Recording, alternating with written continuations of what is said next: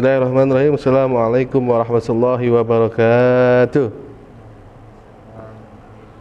Alhamdulillahirabbil alamin wa bihi nasta'in ala umurid dunya waddin. Wassalatu wassalamu ala habibina wa syafi'ina wa maulana Muhammadin wa ala alihi wa sahbihi ajmain, amma ba'd. Alhamdulillah, pada hari ini kita masih bisa melakukan rutinitas kita mengaji di pesantren Al-Mansuriyah. Mudah-mudahan istiqomah terus berkelanjutan, insya Allah. Kali ini kita akan membahas tentang seorang sahabat Nabi, salah satu yang termasuk di dalam kelompok ashabikul awwalun, yaitu orang-orang yang pertama memeluk agama Islam. Siapa? Itu Bilal bin Rabah. Ini menarik, Bang. Kenapa menariknya? Orang yang begitu hitam, begitu kurus, begitu terhinanya seorang budak, ternyata diangkat oleh Nabi Muhammad SAW ketika Nabi menyuruhnya untuk melakukan pertama kali azan setelah dibangunnya masjid. Jadi begini ceritanya. Setelah Nabi Muhammad SAW hijrah ke Madinah, kemudian Nabi membuat masjid dan rumah di samping masjid itu. Nah, setelah selesai pembangunan masjid bersama-sama, lalu kemudian Nabi Muhammad SAW mengumpulkan para sahabat yang lain, membahas bagaimana memanggil orang untuk sholat. Ada sahabat yang mengusulkan bagaimana kalau kita pakai lonceng, bagaimana kalau kita pakai membakar api, bagaimana kalau A, B, C dan sebagainya. Nabi nggak setuju karena menyerupai dengan umat-umat yang lain, menyerupai dengan agama-agama yang lain. Kemudian Umar bin Khattab menerangkan bahwa dalam mimpinya dia diajarkan kalimat azan. Kalimat tersebut, nah dia sekarang menjadi azan kalimatnya, Allahu Akbar, Allahu Akbar, Allahu Akbar, Allahu Akbar, sampai di akhir. Kemudian Nabi Muhammad SAW menyetujuinya tentang kalimat azan itu. Kemudian tunjuklah Bilal bin Rabah untuk naik. Bilal nggak percaya itu. Hah? Saya yang tunjuk gitu ya? Saya yang tunjuk gitu. Masih ada sahabat-sahabat yang lain Nabi kan? Kamu azan, naiklah ke atas masjid tuh. Ada apa namanya, tembok, ada menara kalau sekarang gitu ya. Kemudian Bilal bin Rabah azan, Allahu Akbar, Allahu Akbar. Ya emang benar, nggak ada nadanya zaman dulu azan. Nah itu jadi dalilnya tuh pesantren Al-Zaitun tuh, Panji Gumilang tuh ya. Oh enggak, dulu Nabi ajannya nggak begini, Allahu Akbar, Allahu Akbar, nggak ada. Allahu Akbar, Allahu Akbar. Itu dalilnya Panji Gumilang tuh, ya. Terus menghadap ke jamaah, itu dalilnya tuh. Sebenarnya bukan itu yang jadi inti permasalahannya gitu ya. Nanti kita bahas itu di lain waktu gitu ya. Nah, setelah Bilal azan, ketika kalimat hayya 'alas shalah, tangannya emang sambil memanggil hayya 'alas shalah, hayya 'alas shalah. Yang di ladang, yang di pasar, yang lagi jalan, lagi ngerumpi, lagi kegiatan apapun, ketika mendengar Bilal mengucapkan hayya 'alas shalah, hayya 'alas shalah, langsung berbondong-bondong menuju masjid, kemudian melakukan sholat berjamaah dengan Nabi Muhammad sallallahu alaihi wasallam. Nah, ini adilnya Nabi Muhammad sallallahu alaihi wasallam. Nabi bisa nyuruh Abu Bakar untuk azan.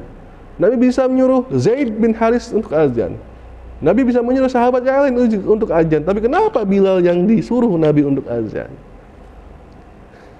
Suatu kemuliaan, yang diberikan oleh Nabi Muhammad SAW untuk Bilal bin Rabah. Kemudian setelah Nabi Muhammad SAW wafat, Bilal bin Rabah minta izin sama Abu Bakar. Waktu itu khalifah dipegang sama Abu Bakar. Kata Bilal apa? Wahai Abu Bakar, izin, tolong yang azan nanti jangan saya lagi. Abu Bakar tanya, loh kenapa? Kalau nggak ada alasannya saya nggak bisa menyuruh kamu untuk berhenti azan. Tolong Abu Bakar, tolonglah wahai khalifah, saya nggak bisa azan lagi.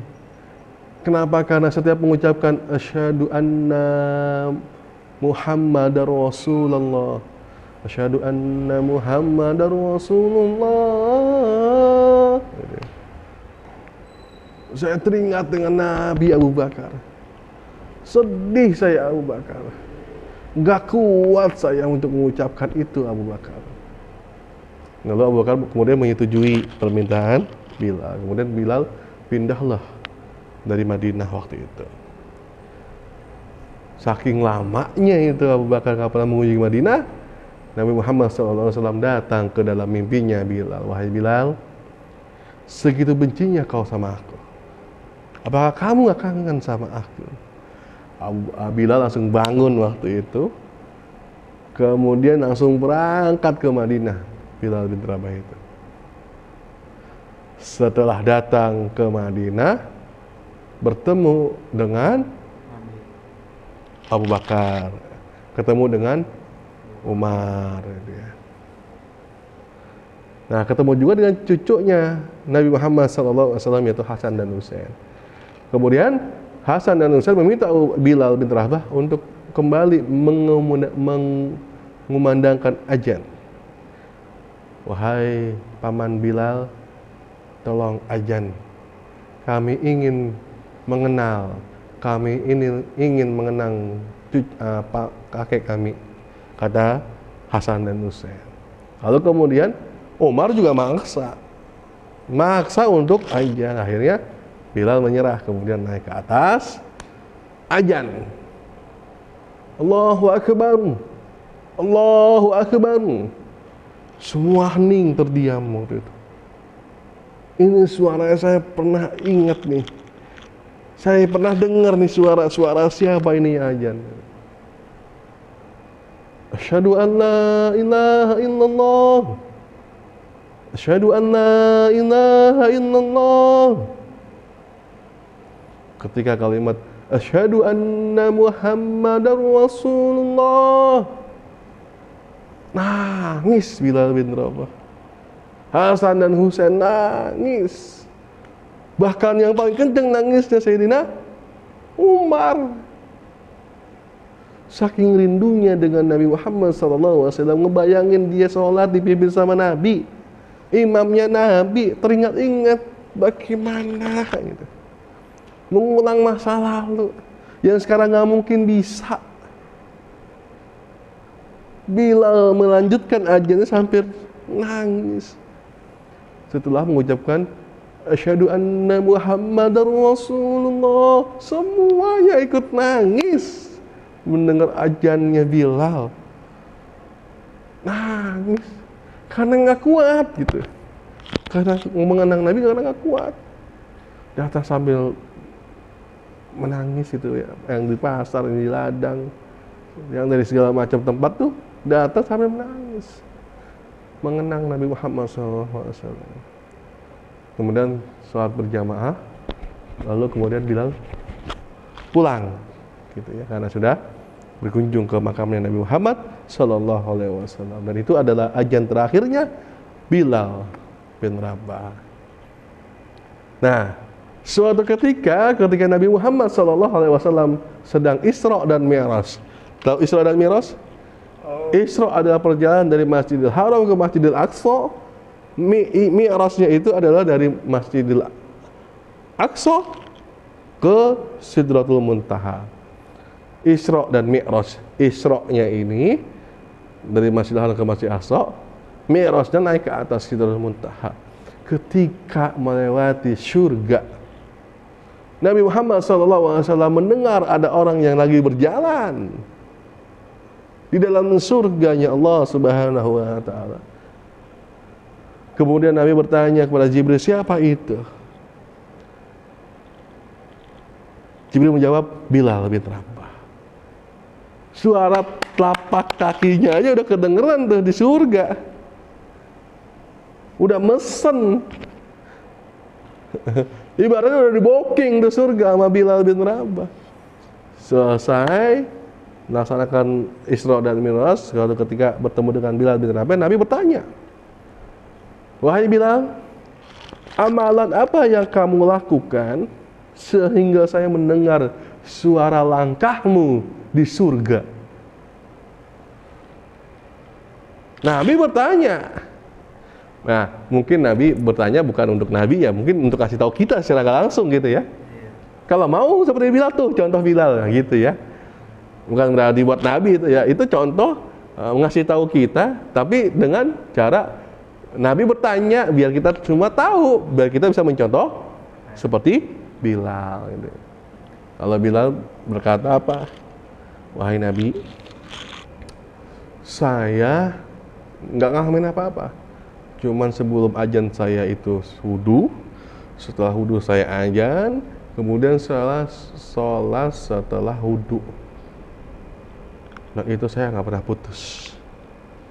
Cuman itu, sesimpel itu, bisa mesen tiket ke surga. Langkah kakinya aja udah ada di surga. Cuman itu amalannya. Setelah wudu melakukan sholat sunnah setelah wudu. Simpel. Nggak perlu zakat, nggak perlu sedekah banyak. Nggak perlu zikir la ilaha illallah 10.000. Nggak perlu sholat sampai kakinya lemas. Seperti Nabi ya. Sampai Nabi itu nggak kuat bangun disanggah itu. Kata Siti Aisyah apa? Ya Rasulullah, engkau ini udah dijamin sama Allah untuk masuk surga. Ngapain seberat ini ibadahmu ya Rasulullah? Katanya. Karena Nabi apa? Apakah aku tidak mau menjadi termasuk orang yang bersyukur? Justru karena saya sudah tahu saya masuk surga, makanya saya bersyukur dengan rasa syukur saya dengan sholat sebisa saya, semampu saya. Nah kita boro-boro begitu ya, tiketnya aja kita belum tentu dapat bang, belum tentu dapat kita tiketnya. Mau dapat tiket surga? Mau ikutin tuh amalannya Bilal bin Rabah, seorang budak, mantan budak yang dulu dibebaskan oleh Abu Bakar radhiyallahu anhu. Kemudian salah satu kemuliaan yang Nabi kasih adalah memberikan orang yang pertama mengumandangkan azan. Kemudian menjadi orang yang langkah kakinya didengar oleh Nabi Muhammad SAW di dalam surga. Mudah-mudahan kisah ini menginspirasi kita semua. Amin. Sering berselawat kepada Nabi Muhammad SAW, mengharapkan syafaatnya. Sebab kalau kita mengandalkan ibadah kita, sebab kalau kita mengandalkan sedekah kita, mengamalkan amalan yang lain, rasa-rasanya kurang untuk memasuki surganya Allah Subhanahu wa Ta'ala. Salah satu syafaat yang akan bisa membantu kita nanti adalah Nabi Muhammad SAW. Ketika syafaat yang lain tidak bisa diberikan, nabi-nabi yang lain tidak bisa memberikan syafaatnya kepada umat-umatnya, hanya Nabi Muhammad SAW yang bisa memberikan syafaat kepada umatnya. Itu adalah kelebihan yang harus kita ambil, harus kita pergunakan, karena kita nggak bisa. Sebanyak apa sih salat kita? Sebanyak apa sih sedekah kita? Sebanyak apa sih zikir kita? Nggak bakal bisa rasa-rasanya kalau dibandingkan dengan surganya Allah Subhanahu wa taala. Ayo sama-sama kita sering berselawat kepada Nabi Muhammad SAW, sering ikut maulid. Ketika mahalul qiyam, ikut diri sambut kedatangan Nabi. Marhaban marhaban ya nurul aini, marhaban marhaban jadda Husaini. Ruhnya Nabi Muhammad SAW datang. Kita sambut ruhnya Nabi Muhammad SAW. Ya, salah satunya. Ya, ada waktu. Allahumma sholli ala sayyidina Muhammad wa ala sayyidina Muhammad. Allahumma sholli ala sayyidina Muhammad wa ala sayyidina Muhammad. Sering berselawat kepada Nabi Muhammad SAW. Mudah-mudahan itu salah satu cara kita untuk mendapatkan surga Allah Subhanahu wa taala. Yang penting, yang jelas, semua ibadah kita tidak bisa ditukar dengan surganya Allah Subhanahu wa taala. Untuk membalas Allah Subhanahu wa taala aja nggak bisa. Bayangkan orang diinfus, bayangkan orang untuk menghirup oksigen, itu semalaman berapa tuh oksigen di rumah sakit? Kali itu kita hidup, itu aja kita nggak bisa bayar. Hidup udaranya Allah aja kita nggak bisa bayar dengan ibadah kita. Apalagi yang lain? Mata bisa melihat, kuping kita bisa mendengar, hidung kita bisa mencium bau-bau dan sebagainya. Apalagi yang lain, nggak bisa membalas semua kebaikan Allah Subhanahu wa taala, nggak bisa membalas rezekinya Allah Subhanahu wa taala dengan ibadah kita. Itu aja kita belum bisa membalas, apalagi mengharapkan surga. Ingat, surga Allah Subhanahu wa taala hanya Allah, atas izin Allah, atas kemurahan Allah lah kita bisa masuk surga. Atas ridha Allah lah kita bisa mengharapkan surga, bukan ibadah kita.